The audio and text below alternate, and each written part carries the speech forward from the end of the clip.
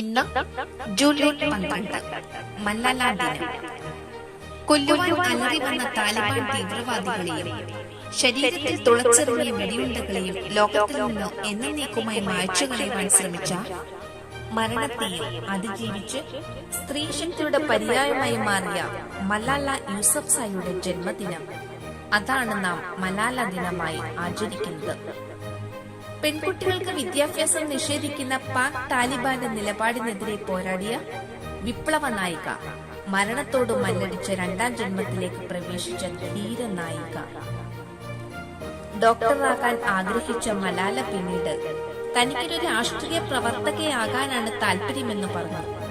എന്റെ രാജ്യത്ത് നിരവധി പ്രശ്നങ്ങളുണ്ട്, അതിനെയെല്ലാം എനിക്ക് പരിഹരിക്കണം, അതിന് എനിക്കൊരു രാഷ്ട്രീയ പ്രവർത്തകയാകണമെന്ന് മലാല പറഞ്ഞു.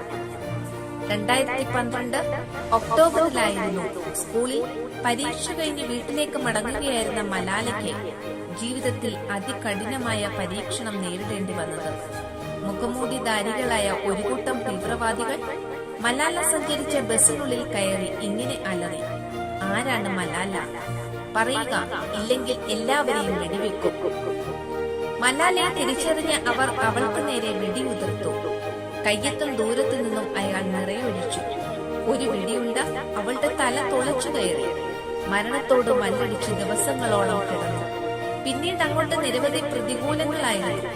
ജീവൻ തിരിച്ചുപിടിക്കാൻ ഡോക്ടർമാർ തീവ്രമായി പരിശ്രമിച്ചു. ഒരുപാട് ഓപ്പറേഷനുകൾ, ഒട്ടനവധി ആശുപത്രികൾ. മരണത്തോടുള്ള പോരാട്ടം ഒടുവിൽ മലാല ജയിച്ചു. 2013 പൂർണ്ണ ആരോഗ്യവതിയായി മലാല ആശുപത്രി വിട്ടു. ആക്രമണം മലാലയുടെ ആഗ്രഹങ്ങളെയും സ്വപ്നങ്ങളെയും തകർക്കുക അല്ല ചെയ്തത്, മറിച്ച് പേടികളെയും ബലഹീനതകളെയും മാറ്റി ശക്തിയും ബലവും ധൈര്യവും വർദ്ധിപ്പിക്കുകയാണ് ചെയ്തത്. മരണത്തെ മുഖാമുഖം കണ്ടിട്ട് വീണ്ടും ജീവിതത്തിലേക്ക് തിരിച്ചുവന്ന മലാലയെ ലോകം ഇരുകൈയും നീട്ടി സ്വീകരിച്ചു. അവളുടെ ധൈര്യത്തെ ലോകം മാനിച്ചു. 2014 ഒക്ടോബറിൽ സമാധാനത്തിനുള്ള നോബൽ സമ്മാനം മലാലയെ തേടിയെത്തി. 2013 ജൂലൈ മുതൽ ഐക്യരാഷ്ട്രസഭ മലാലയുടെ ജന്മദിനം മലാല ദിനമായി ആചരിക്കാൻ തീരുമാനിച്ചു.